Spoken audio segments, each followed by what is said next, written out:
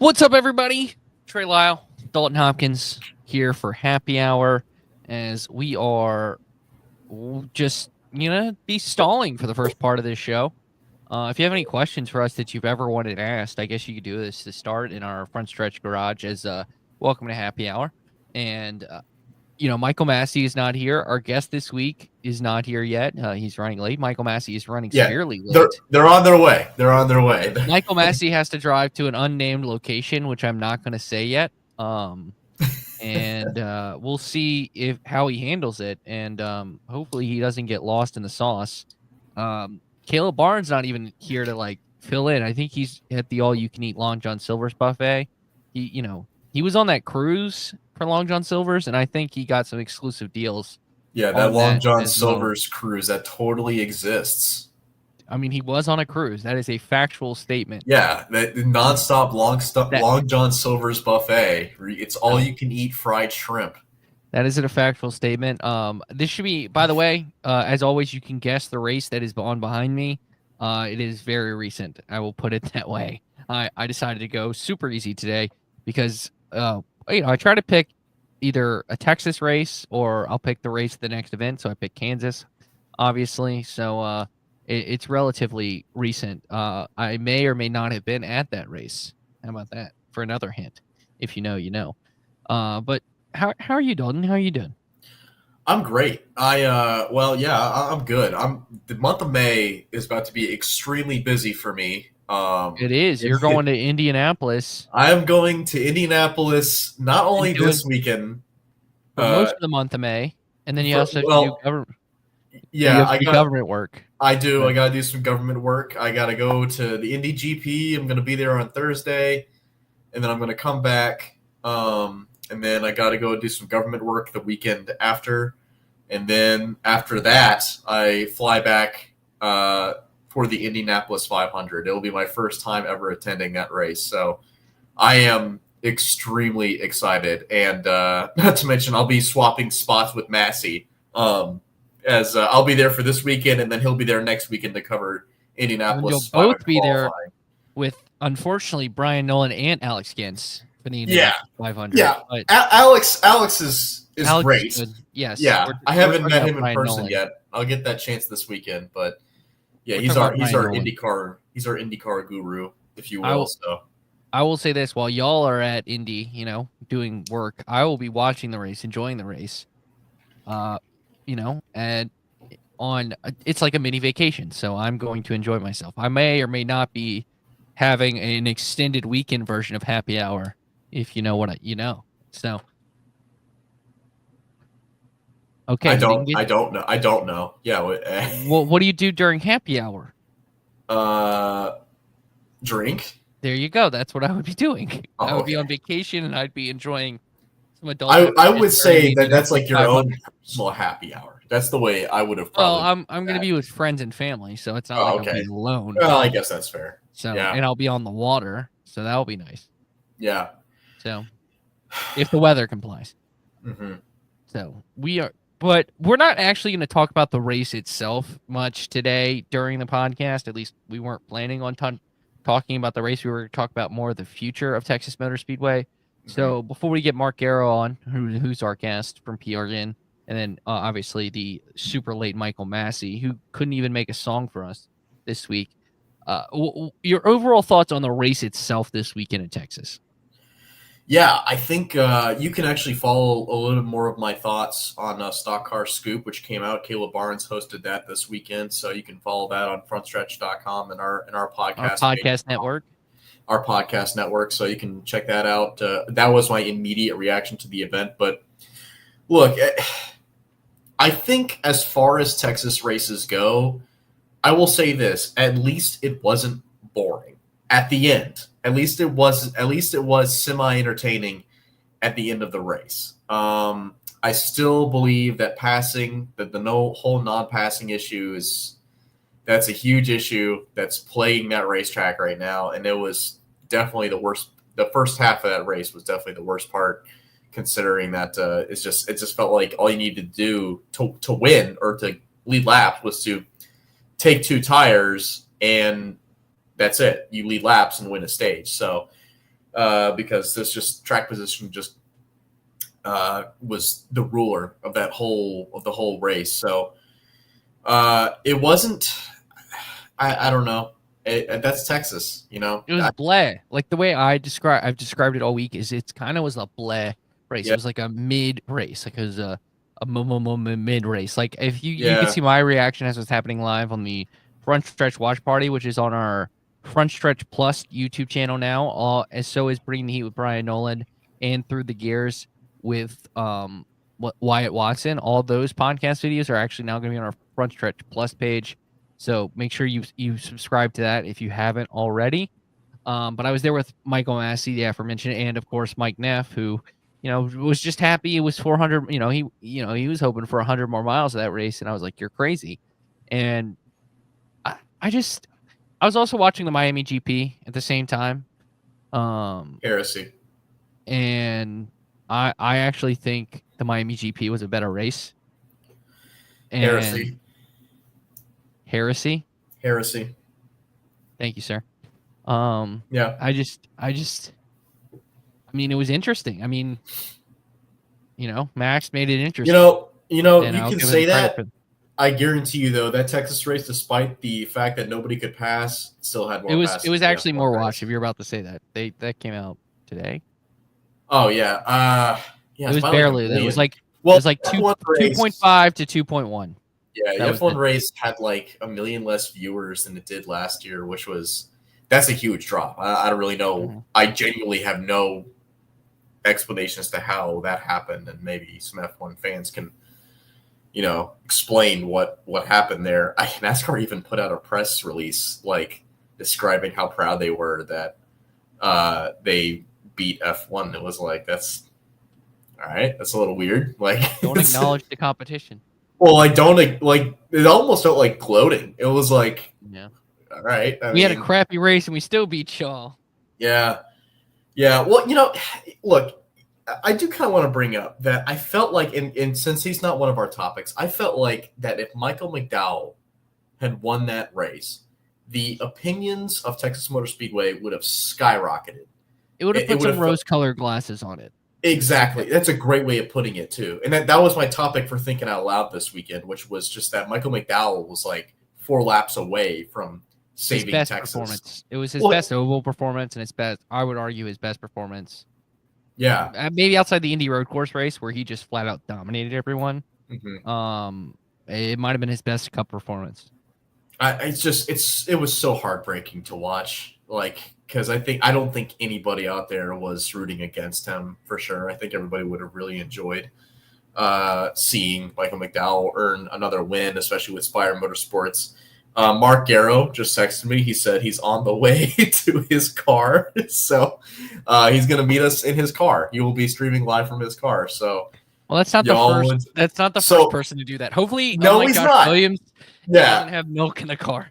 Well, Mark, first off, is very entertaining. I mean, we've had him on the podcast before. He's very entertaining, and I got to listen to that. Yeah, unfortunately, there's not a fight this time for him to break down with Davey. I got to listen to that in country, like when I was deployed, and I could not – just fantastic stories from that, man. That's one of our best episodes. But I also want to fill everyone in. I'm sure he'll talk about it. But Mark is like a volleyball coach. I think he's a commentator for volleyball also. So that's what he's doing right now for a local volleyball team. So that's what he's doing right now off to the side. So we'll have to bump, set, and spike it over to him. Yeah. You'll have to hit the ball over the net. That's volleyball terms. To get him to... I played volleyball for a hot minute. Fun fact. I didn't. I did. So. That's fantastic, Trey. I was terrible, but I played for a hot minute. Like 2 practices. That was about it for me. I think the last time I played volleyball, I nearly broke my finger. So. Oh my God! Did you recreate the scene from the original Top Gun? And when you I wasn't shirtless. If that's what you're saying, I was in PT clothes. I will put it that way. I had a big black shirt that said Army on it. This is a great start. We're just BSing our way through. I'm sure it's very entertaining for everybody who's here to listen about NASCAR. And if so, No very one's. sorry. I asked for questions. No one's dropping a question in. So we're just gonna keep on keeping on. So And it feels like we're speaking off into the void. Is what's happening right now. yeah, but we do have people listening here. If you are listening, hit the like button or subscribe down below. If you're not already. So make sure you do that. We do have people watching. So I promise you we do. Mhm. We have a few viewers on. I can see the numbers. But we are slowly waiting. You Go know, ahead.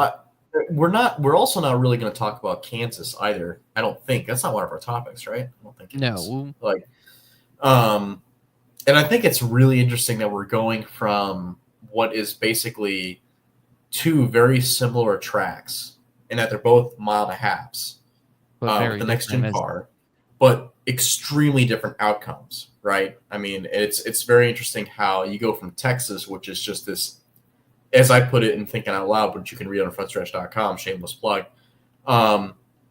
is that Texas has just become this punchline, right? It's become this joke among all of NASCAR fans, and it almost like I almost feel bad, I almost feel bad for Texas because, to be honest, like as much as we want to crap on it and like there wasn't a whole lot of passing, at least the race was semi-entertaining, at the end, like I already said.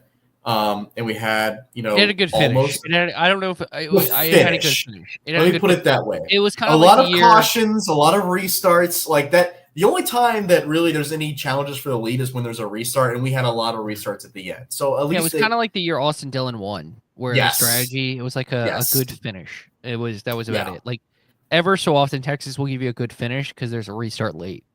I don't think Even if you want to be critical of those restarts, Ryan Blaney couldn't stay in the second lane the whole time because he had to back out in the corners because there wasn't room for him on the racetrack itself. Josh So Berry was trying to pass a lapped car and he wrecked yeah, himself in the process because the top lane was just well, it's Texas. All right, joining us now, the voice of PRN. He's an official, Massey. I mean, Dalton, whatever your name is. I got my patch on right there. He officiates. We are there. He is. So he it just shows how wise he is. Mark Garrow from PRN joining us again. Unfortunately, Mark, not this time. You can't break down a fight. But how are you doing? And you were actually, I believe, in the booth for this race at Texas. So we're kind of breaking it down. We did think the finish was great, but your thoughts on the race at Texas this weekend? Well, again, I think the race was pretty good for Texas in the sense that you're able to see guys pass cars. When they say it's horrible to pass at Texas and all that, well, the guy that won started, 21st, I believe, for Joey Logano. Other guys drove from the back. Again, if you got a good handling car, I thought turn 1 and 2 kind of widened out a little bit. 3 and 4 did as well, but it allowed drivers to have a little bit too much confidence to sneak up there a little bit higher. There's a bump there. If your car is set up to where, it doesn't have the bump stops on the shocks and whatnot set right, it starts, bouncing. Once the bounce starts, you're out of control. That's what happened to Josh Berry. That's what happened to Kyle Busch. So I thought the race had a little bit of everything. I mean, it wasn't the greatest race in the world, but it was far from being the worst. And again, when you have that many caution flags, I think it was at least fairly entertaining. Yeah, that's kind of what I was just telling Trey. I mean, I was saying that I felt like, and I wrote about this too. I felt like that as far as Texas races go, I kind of feel bad with the bad rap that it's gotten in the last few years. In that it's almost felt like a punchline, but at the same time, like Texas is also that race was, I thought, at least entertaining. I mean, especially the last few laps, we also had an underdog win with Michael McDowell, which kept me on the edge of my seat the whole time. So, and now we're being joined by finally being joined by our fourth member, Michael Massie. Massie, we've all been waiting for you for this whole time. Man, I can't believe I was later than Mark.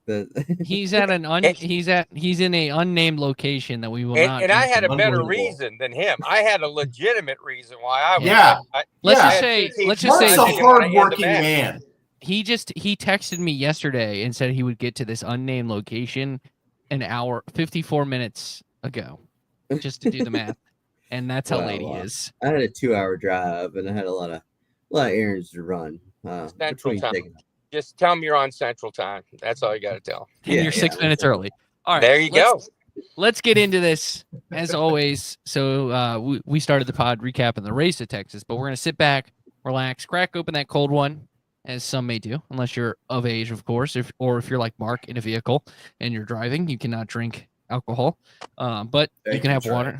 I'm just, hey, it's called liability. We're protecting our liability here at FredStretch.com. But let's get into this. The future of Texas Motor Speedway. So we've sort of talked about it throughout the podcast, but Mark, we'll go to you too. There have been, anytime there's a rumor about like making it another Atlanta, it goes to Texas, or the reconfiguration of Texas, what should be done to the track at Texas. What are your thoughts about the future of Texas being a track on the NASCAR Cup Series in the schedule? And do you think this is something that, because the reconfiguration is still relatively new to what we know, that this stuff might just need to take time before it Well, number one, Texas is going to stay on the schedule. Dallas-Fort Worth is a big market. A lot of big companies are down there, number one. Number two, the crowd on Sunday, it was definitely a bounce back for Texas Motor Speedway. That's the best crowd they've had in a long, long time. The crowd on Saturday was very respectable as well. Number three, they're not touching the racetrack. I promise you that it's just not going to be worth the investment of spending millions and millions and millions to change the track. The drivers do not want another Atlanta, because I've even heard rumors Kansas was thinking like, hey, let's go Atlanta.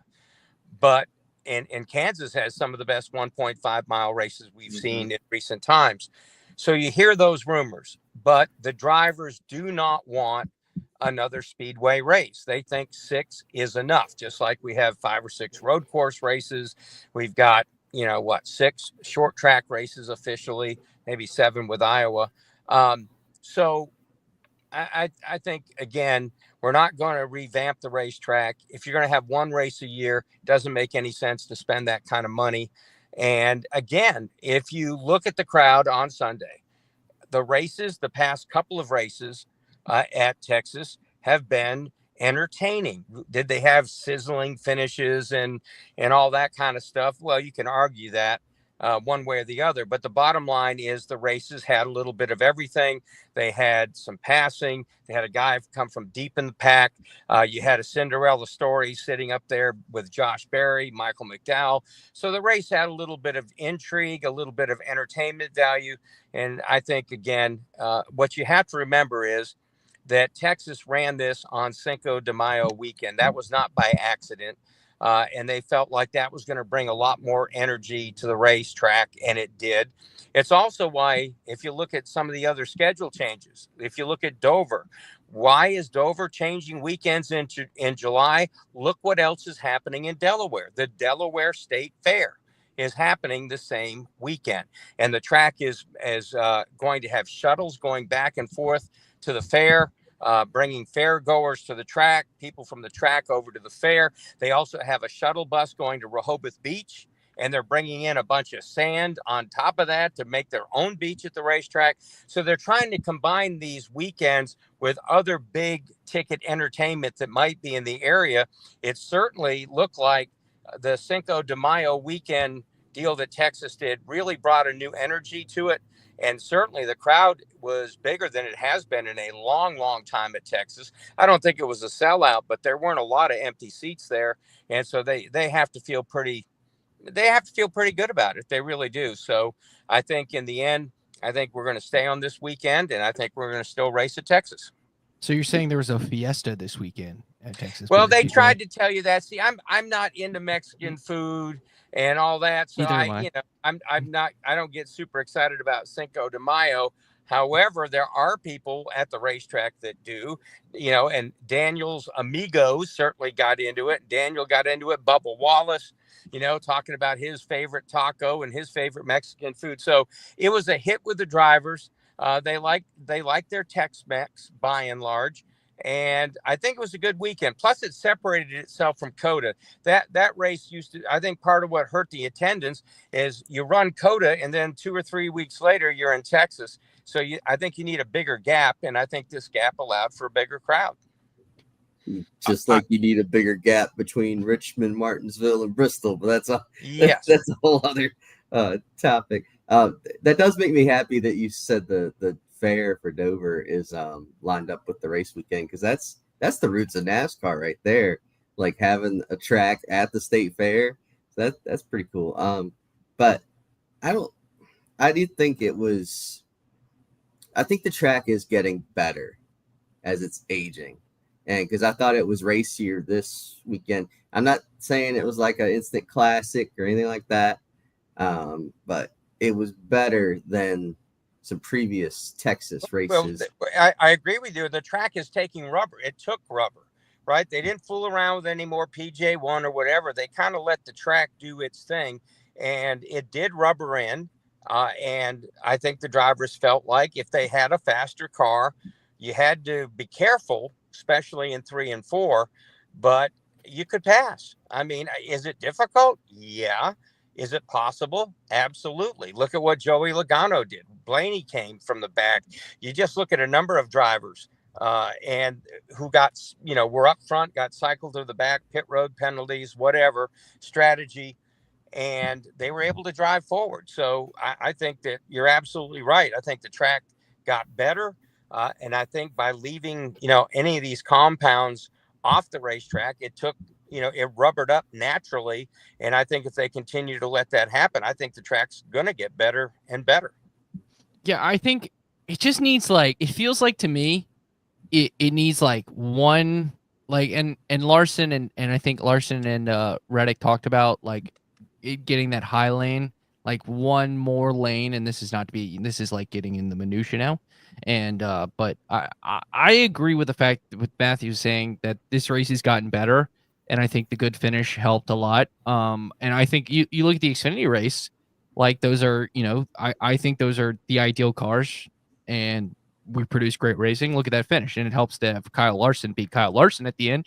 But I think I'm of the belief that there is something there with Texas, and it's getting better. I am not of the belief of get rid of it, because it's just one, it's not going to happen, and two, I think you just have they tried something, and it just takes time to work sometimes with racetracks, because it's not like it's not a football field where everything's the same on every football field. Tracks are different. So the other part is Texas is under new management. They've done a lot to repair the local relationships with Fort Worth, with Dallas, the smaller towns like Roanoke that are out there near the racetrack. And that's gone a long way towards, just getting more out of the local people, the local economy. There's just a lot going on at Texas that's going in the right direction. Mark Faber, I believe that's his name, and all of a sudden I'm blanking here on that, but the new general manager there has done a lot of work to improve relationships. Things for a while were a little bit sour with some of the local governments, and anybody will tell you that when you run a racetrack, you have to have solid support from the local people, right? Because they're going to help provide the police and the traffic control and the EMTs, and it just needs to be a good relationship, and that kind of permeates the whole local area, right? If you've got a good relationship with the officials there, and it blends down to the police and the firemen and all the different workers that work for a county or local government, state government around that area. So a lot of work has been done in that area there. And there's been some fences mended with some of the local media as well. So a lot of stuff going on behind the scenes where they've done a really nice job at Texas, kind of turning the Titanic around, because for a while there, we'd go to Texas and I'd be just shocked at how little of a crowd that we had. And I know the races haven't been the best, but still to have that little of a crowd was kind of shocking. And let's face it, everybody agrees this, 20 degrees in one corner, 24 degrees in the other. It's bad. It was a bad design. It was a bad idea, but now you're stuck with it. And I think we just need to, play out, let the heat cycles go through there, leave the PJ1 and that stuff off the racetrack, unless you want to try to develop something way up high, maybe in turns 1 and 2 or higher. But if you leave the track alone, I think the Goodyear tire compound that they had for this race, the rubber did get mashed into the track, and I think the racing will just get better. Dalton, any thoughts? Or, I mean, you kind of summed up yours at the start of the pod. Yeah. We can move on. I think, I'll just cap it off. Like, I think everything that I wanted to say about it has already pretty much been said. And that Texas I feel like it's improved in the last few years, and I genuinely don't feel like it deserves a lot of the discourse that it gets. You see on social media and things like that. And honestly, I haven't seen a whole lot of it in reaction to the race that occurred. I mean, yeah, you can look at the Jeff Gluck poll and, take that with a grain of salt, I think. But when it comes to the actual race itself, for better or for worse, I was entertained. Not to mention, we almost saw an underdog win. Like, I already said this twice, I think, and that we almost saw an underdog win with Michael McDowell. Always a good thing. And that track has produced underdog winners. It's a couple. A track position race is not always a terrible thing. Like, it can be interesting when you have the right car, like when you have the dominoes fall the way you want them to. And we did. We saw that on Sunday. We almost capitalized with the Spire Motorsports win, but we got a different outcome than what we thought. So I think, I can't remember if it was Dale Jr. who said this, but I'll leave it off with this, is that they repaved it. It was 8 years ago now we're looking at. The track it takes a while for the repave to kind of settle in and to change things the way that drivers drive the track. And I think we're getting close. I think we're getting close to the point where the track might be a little bit more racy here in the future. Here's the one thing that I say about the race. All the people and there will be a lot of people complaining about what they didn't like about the race and all that. I guarantee you that they didn't leave it with 25, 30 laps to go. This is a terrible race. Then why didn't you shut it off? You know why? Because we could have had a heck of a Cinderella story in this deal. And we did have an intriguing finish with Michael McDowell trying to literally put a car on his back and try to win the race. So a lot of people that complain, I asked a guy, he was moaning about the race. I said, well, did you get up and leave? This was at the racetrack. Exactly. He goes, no. Well, I said, doesn't that tell you something? You did. The outcome was not assured, so you wanted to stick around. So I think some of these people that complain sometimes don't think it all the way through. Hey, people like to complain. Based on the Jeff Gluck poll, I think it's the best race we've had in a month. So, and it probably would have been better depending on, depending on if the winner was different, it might have been even better of a wreck. Eric enjoyed it. Shout out to Eric. So that's good there. All right, let's move to our next topic now here on Happy Hour. Dalton, Tony Stewart had some very interesting comments about the Daytona 500 last week. I know this was something that kind of, I think, went under the radar this weekend, but for me, I saw it on Monday, maybe Sunday night, Monday morning. But it was very intriguing in terms of the quote unquote prestige or want to of winning the Daytona 500. Yeah, I actually, so I got the exact quote in front of me right now. And that is, so Tony Stewart goes on to this podcast, the Rubbing is Racing podcast, and said, when it comes to Daytona, this is recently, when it comes to Daytona, there's an ad. When it comes to Daytona, now I'm going to be crucified by a lot of people for this. In my eyes, it doesn't mean the same now as it did 15 to 20 years ago. Anybody can win.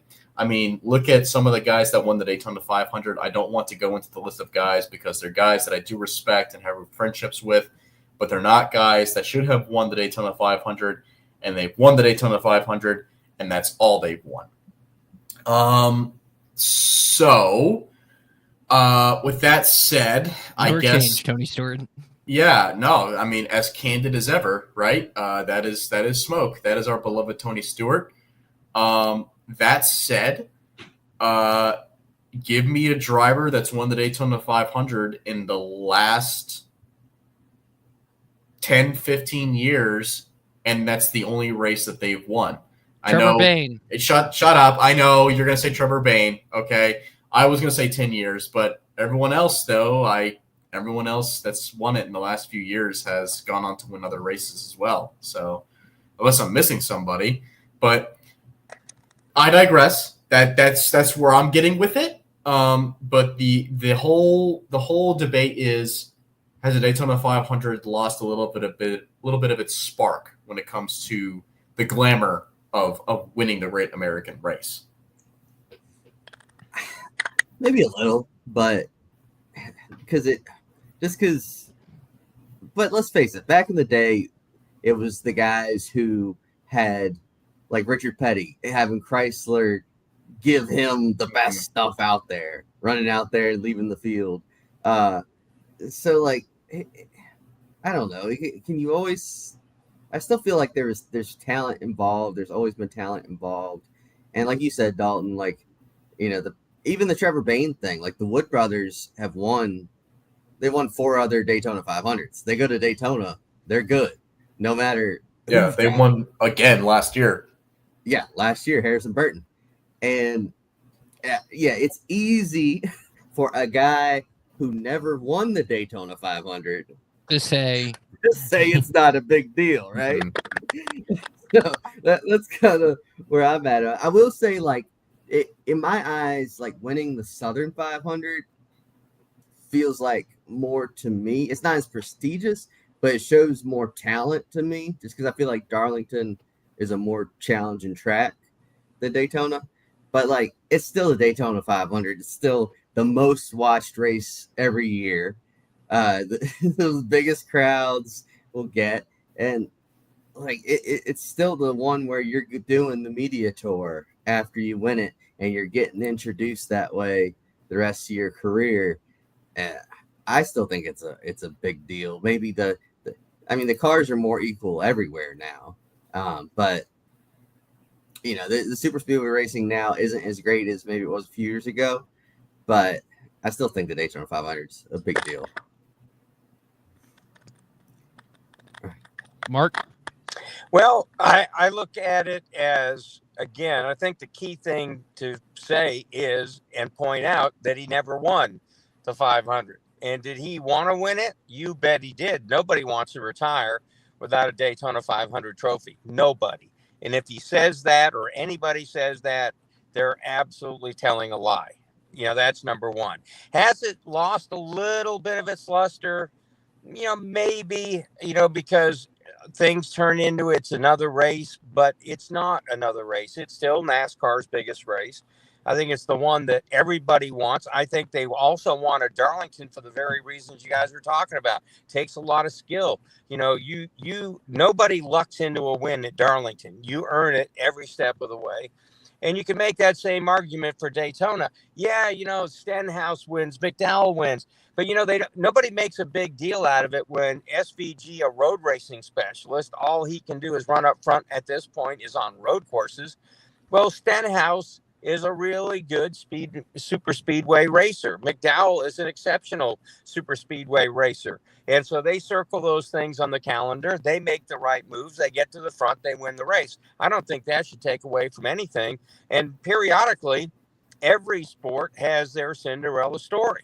And that's the part about super speedway racing in NASCAR that makes Daytona, Talladega, now Atlanta, very challenging, because you start the race and you can legitimately, and, for other races, 20 guys can win the race. That's baloney, right? I mean, I never bought into that thing that NASCAR sold like that. But when you don't go to Talladega, Daytona, Atlanta now, there are 18, 20 guys that could win the race legitimately. And I think that makes those races tougher to win in some ways. And you have to be good. You have to be lucky. And the bottom line is Daytona 500 has been our biggest race from the jump. It will always be the biggest race. And if you ask a driver, Daytona 500 win or a championship, that might be a little bit of a debate, only if he's never won a championship. If he's won a championship, never won the Daytona 500, he won a second title of the Daytona 500, I think they picked the 500. Yeah, it was also funny how he phrased it. He's like, I wouldn't trade one championship for 3 Daytona 500s. So it's like, I wonder if he wants to take a subtle shot of a guy who said, I don't want to give up my 3 Daytona 500s for 1 championship in right. in Denny Hamlin.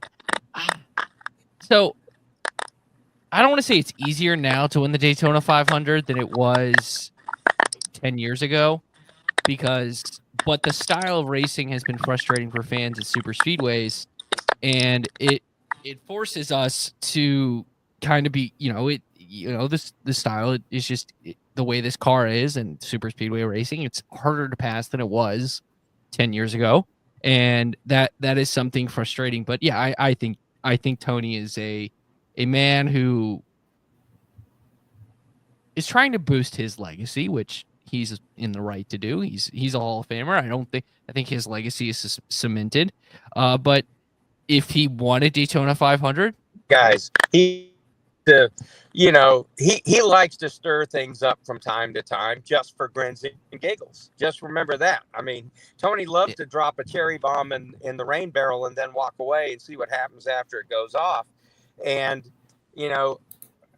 again, the Daytona 500, man, is just a big race. And when a guy starts his career, he wants a Daytona 500, he wants a Southern 500, he wants a Coke 600, and he wants a championship. And if he can check all those boxes, he can retire a happy man. Yeah, I also wonder his relationship with NASCAR being unique maybe forced him to say this kind of statement. Yeah, again, he likes to poke people. He loves to poke the bear. Whether it's the fans, other drivers, or NASCAR, he loves to poke the bear. I mean, that's just what it is. Dalton up there hates Daytona, so I don't know. Oh, yeah. It's absolutely my least favorite track. I certainly don't think it's the greatest racing circuit on the planet.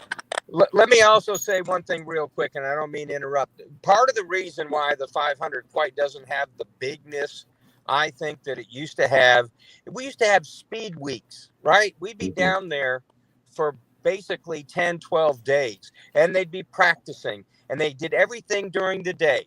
And there were talk shows, Benny Parsons and I, Doug Rice, did a show across the street at the mall. Thousands of people would come to that show. All the big drivers would come to it. Dale Earnhardt was a regular every year. And then, people would go out to eat. And it was like a racing vacation. And it was big. It was speed weeks, not speed week, speed weeks. And so people spent a lot of time enjoying a lot of racing away from Daytona. They could go to New Smyrna. They could go up to Barberville. They could go to these radio shows. There was a bigness to it. There was a lot going on like you have at the Super Bowl, right? They've got all these different things, concerts going on.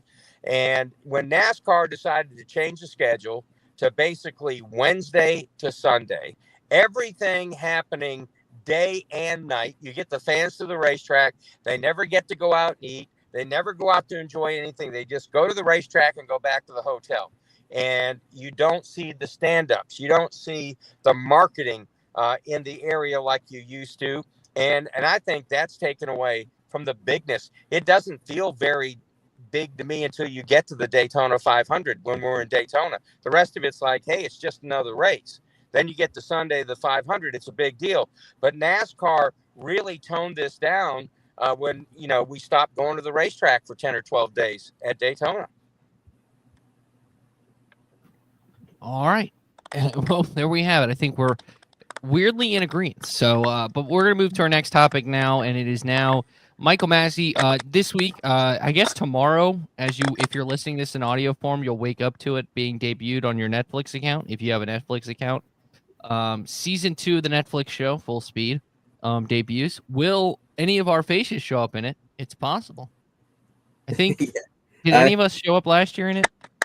I was in it. It's like several times. I was gonna say is they were showing the clip of the Bell versus Byron thing at Martinsville, and I was like, I might be in that clip. So we'll see. Yeah, Tune into yeah. it. But I know you wanted to talk about that.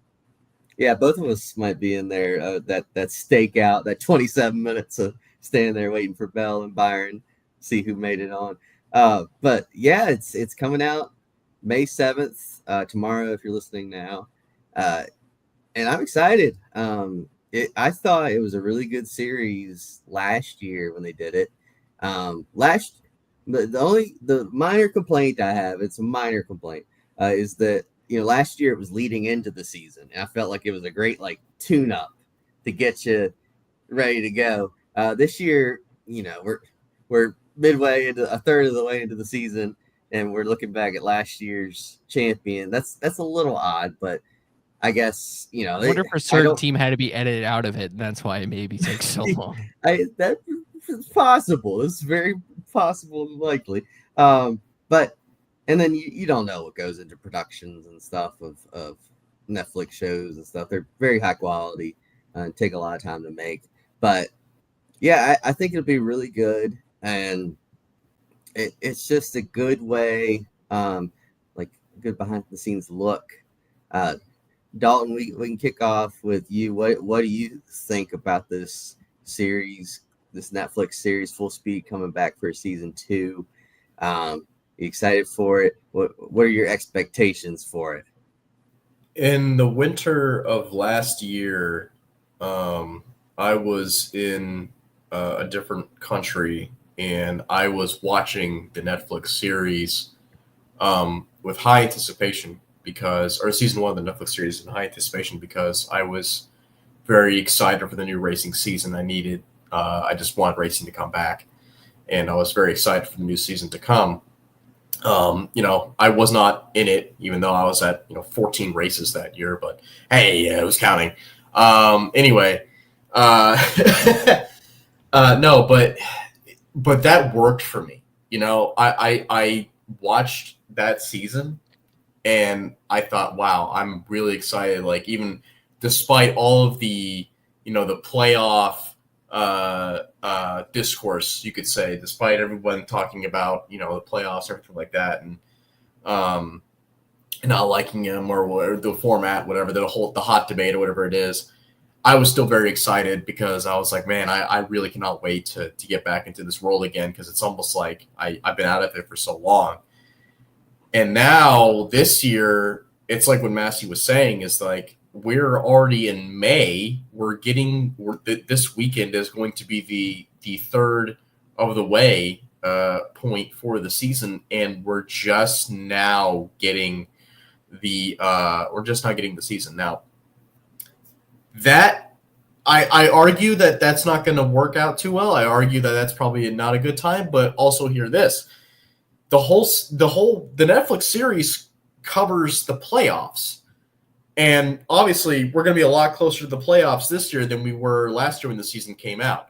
I argued that last year the Netflix series should have covered the entire season because they missed a bunch of what happened, but we can only get so much, I guess. But when it comes to this year, them releasing it in the middle of the racing season, I don't know. I don't think that's going to get people excited for NASCAR. I think it's going to get them excited for the playoffs. But even then, the playoffs, we're still 24 weeks away from the playoffs. I mean, we've still got quite a bit of time left. So, yeah, I mean, it's neat, I guess. And I'm looking forward to watching it. But I don't know. I kind of feel like that was a missed opportunity. I don't know why they waited so long.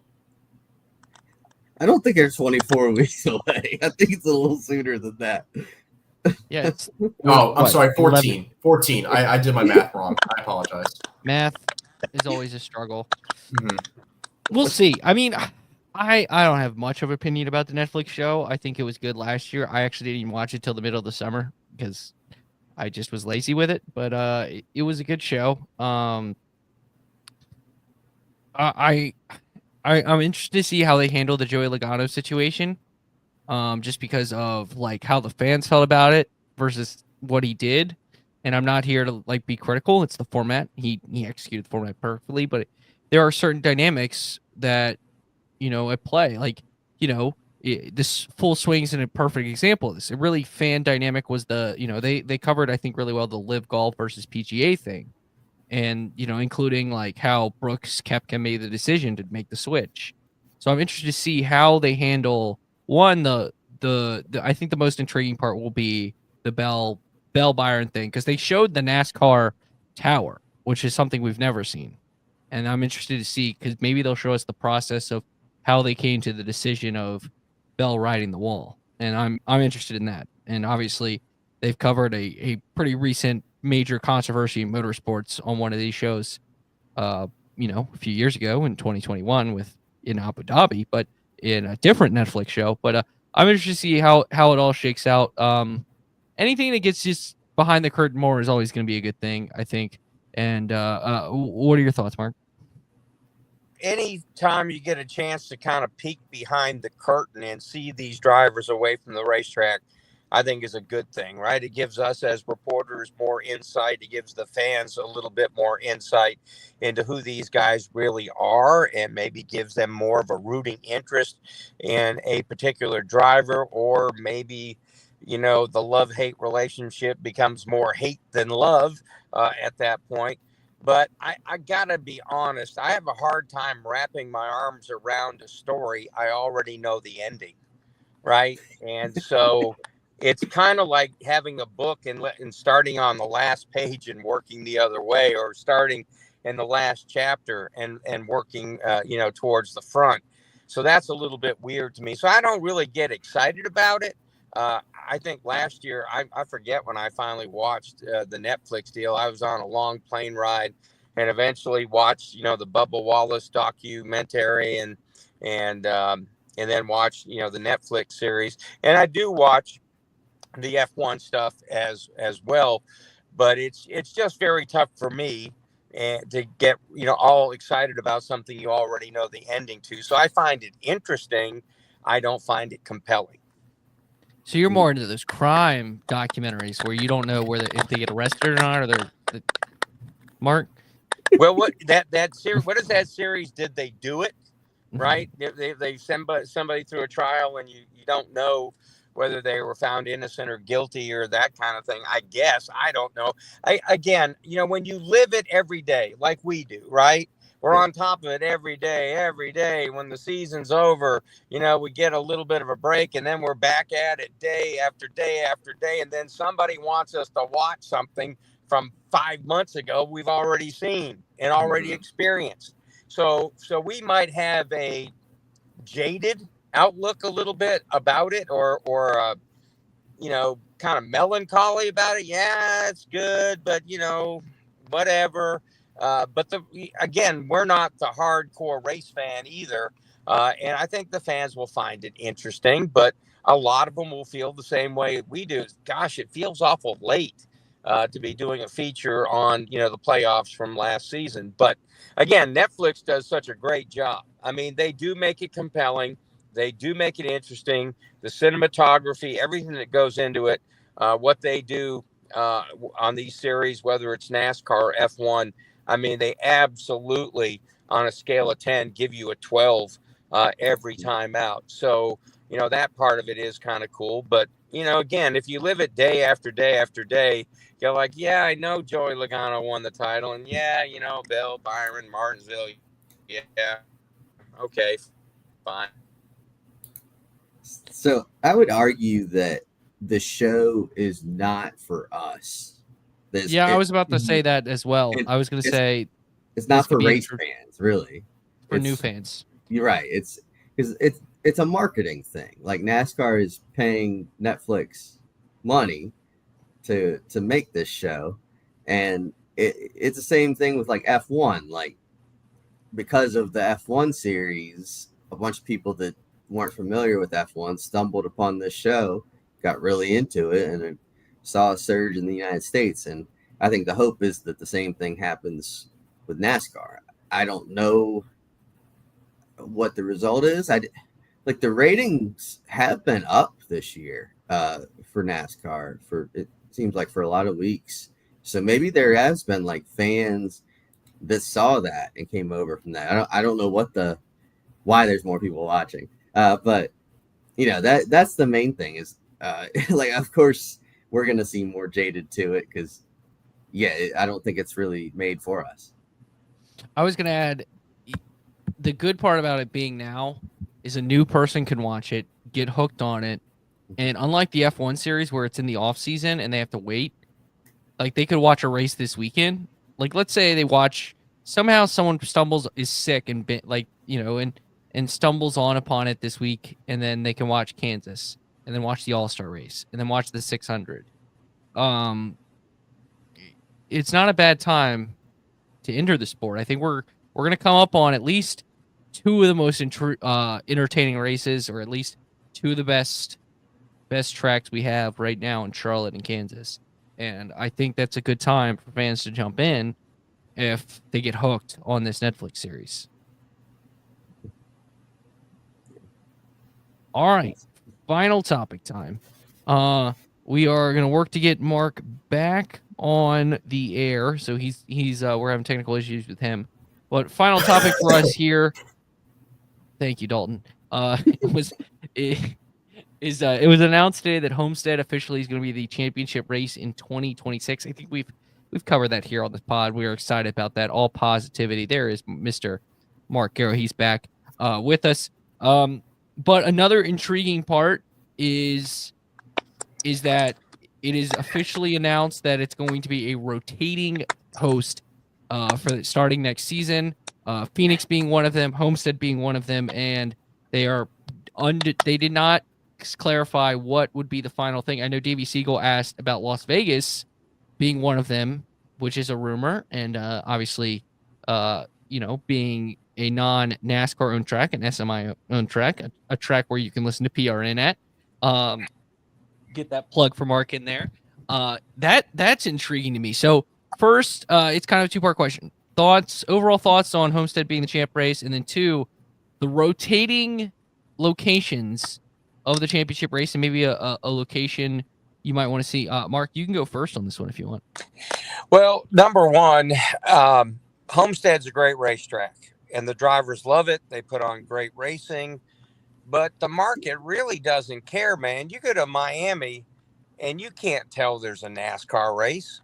I mean, you really can't. Nowhere do you travel in that market. So that kind of bothers me a little bit, right? I'm like number one NASCAR guy, and the other stuff, the Dolphins and the baseball team and, the Grand Prix, all that takes, a back seat to NASCAR for me, but not for the market. So I've gone to Miami, a lot, and I never felt like it was ever really embraced down there. Now, again, beautiful racetrack, beautiful weather, all that is said. Same thing. Phoenix has done a nice job hosting the race.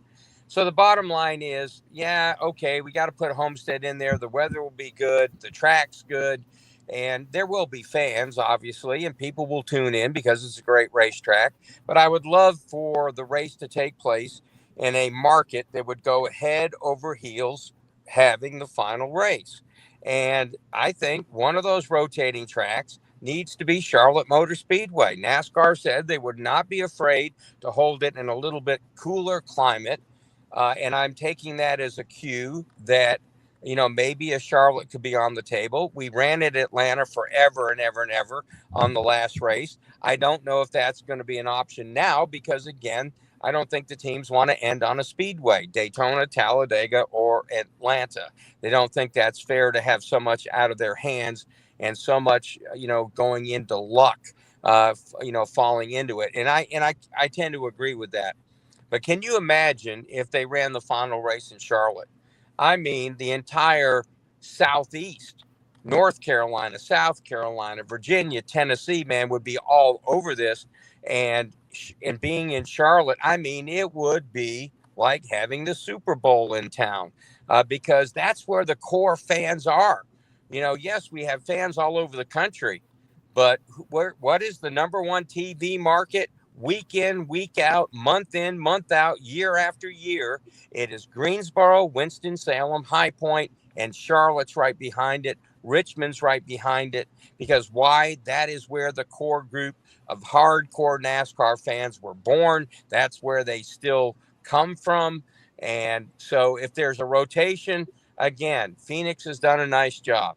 But they got to stop running at these racetracks year after year in the same spot, because if you keep running Phoenix, you're going to keep handing the trophy to Team Penske at this point, right?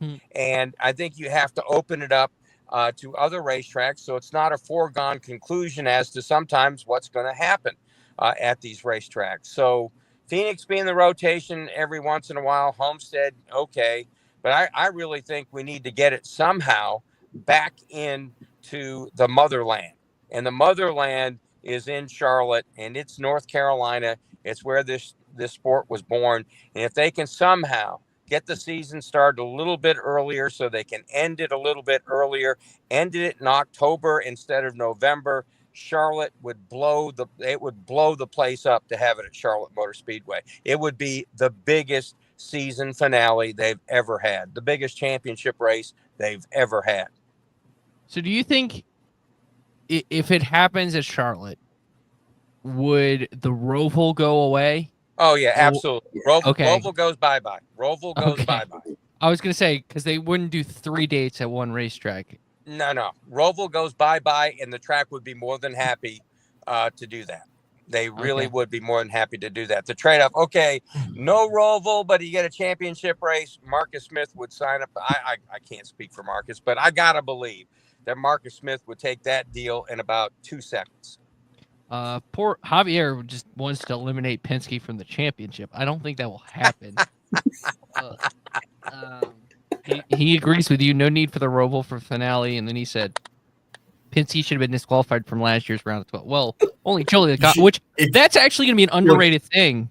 Javier, Joey Logano was already not going to win the championship in an odd numbered year. Yeah, okay, so you don't need to worry about that. It's only the even number years that he's going to win the championship. There's two other guys you got to worry about. All these Logano haters out there, I got to tell you something. You disrespect him, and I had this on my show today. You can go ahead and listen to my Garage Pass show. You disrespect him, you pay. You give him a second chance, you pay.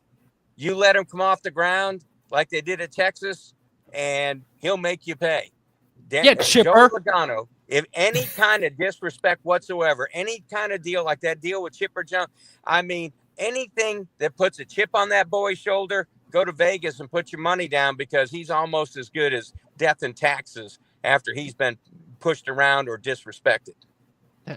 What a like perfect time to win is after this for Joey Logano. But that's not a coincidence, guys. I mean, just look at it. I mean, as soon as, and this is God's honest truth, if you look back at my posts and you look at what I said on PRN, as soon as I found out that Bowman had been disqualified, Logano was back in the playoffs, I said, you guys, you're doomed. He's going to go to Vegas and win. We all know what happens when him and Paul Wolf and that team gets 2 weeks to get ready for Phoenix. I mean, as soon as it happened, I go, and I was kind of busting Paul Wolf about this after the winners interview at the track the other night. I said, when it comes to those guys, when you get them on the ground, they're vampires. When you get them on the ground, you got to get the wooden stake and hit them with the silver bullet at the same time, because when they're down, you better jump on them, because if you let them rise up on you and again, have a chip on their shoulder, feel disrespected and in any way, shape or form, Joey Logano is going to make you pay. And so I was not shocked at all. When I looked at qualifying and all that, I told several people, again, Logano, it's worth 0.2 of a second per lap. Logano's so ticked off about what people have said from that whole week on, especially Chipper Jones. I mean, that was worth 0.2 a lap. I mean, Logano was driving on the rev limiter all day long because of that. And when he does, he makes you pay. Yeah, definitely, indeed. So, but overall, I think. Sorry to get off topic, guys. That was it's okay. Sorry. That was a great rant. It's a fantastic rant. That was great. We loved it.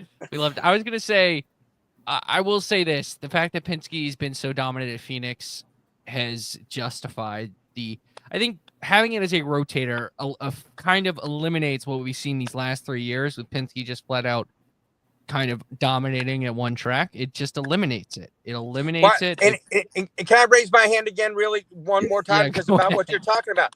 Why did Jimmy Johnson win 5 in a row? They didn't change the tracks. Mhm. And 7 out of the 10 were in the wheelhouse. It was like underhand pitching, Sammy Sosa.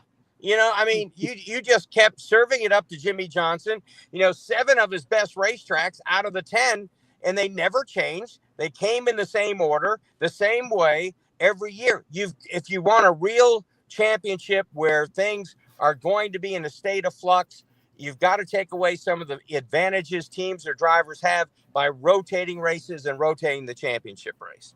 So, and I love Jimmy Johnson, but just look at the facts, man. They didn't change anything.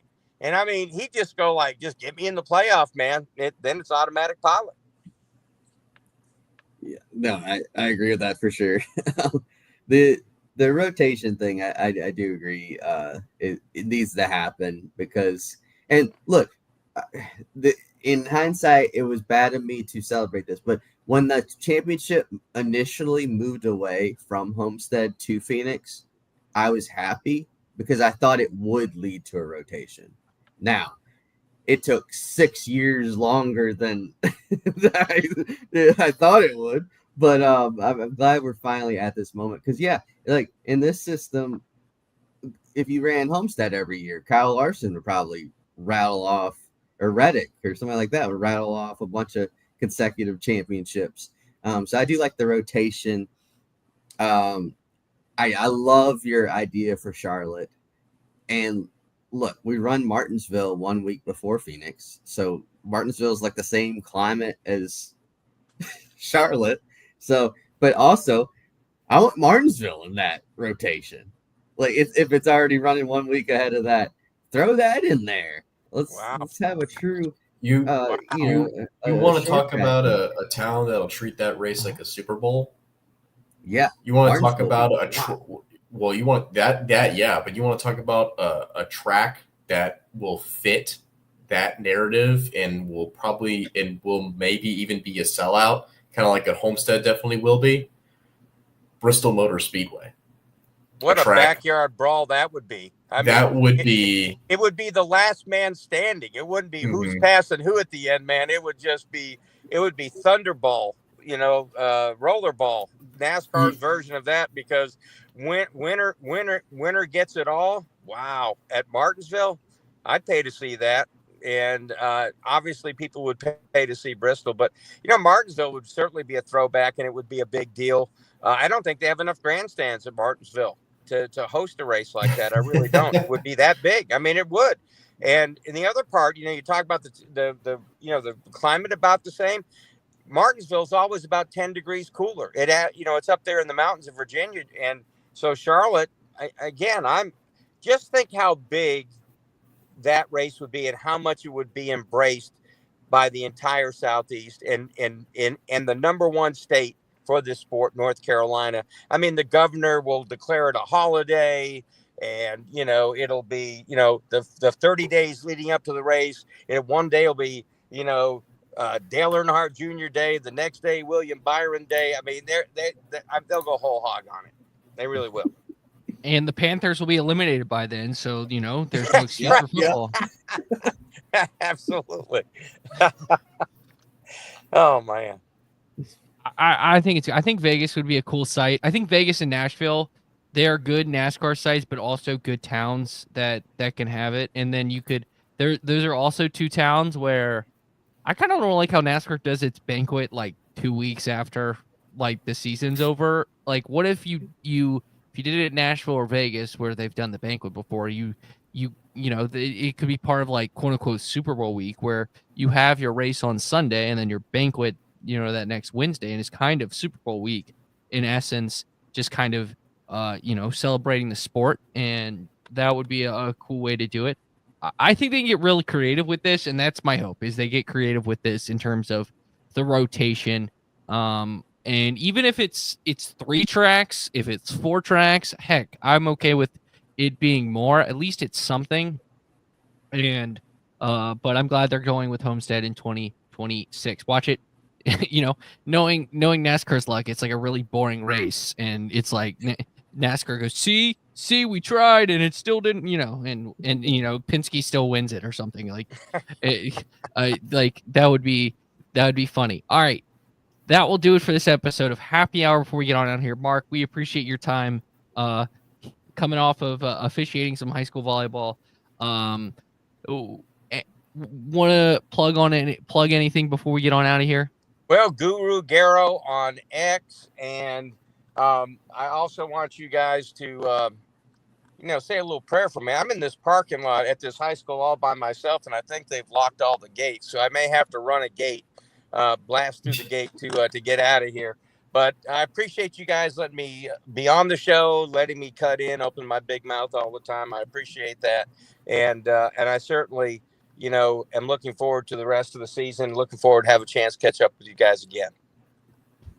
Yeah, for sure. Hold on 1 second. Massie, you want to plug anything? Oh my gosh. I was going to Trey's house. That's what, So now we know the undisclosed location. Is that it? Yeah. Yeah. That. Wow. I didn't know. Yeah, the location that Massie took two So and a half hours to get to. They shut off the show and the bromance begins. All right, cool. So, But as far as plug-in stuff, so next 1 week from today, or 6 days from today, I'll be flying to Indianapolis, and I'll be there for the whole month of May. I'll miss the GP, but I'll be if there you're for on it. time, Dalton Hopkins already plugged that. Okay, cool. Thank you, Dalton. So, Yeah, I That's the got one you. No thing. problem. I definitely want to, as soon as I'm done with this NASCAR thing, the first thing I'm going to do is get my butt up to Indy, because, all these years not being able to go to the Indy 500, that is certainly going to be on my bucket list. That and the Grand Prix of Monaco. I'm going to have to win the lottery probably to afford a hotel room in Monaco, but nonetheless, I can't wait. I mean, I have been around the Indy cars at Charlotte, and they must be absolutely amazing at Indy. And so that's, hopefully one day I'll get to experience Indianapolis, because there's just nothing like it. It doesn't appear that way to me anyways. Dalton, anything you want to plug before we get on out of here?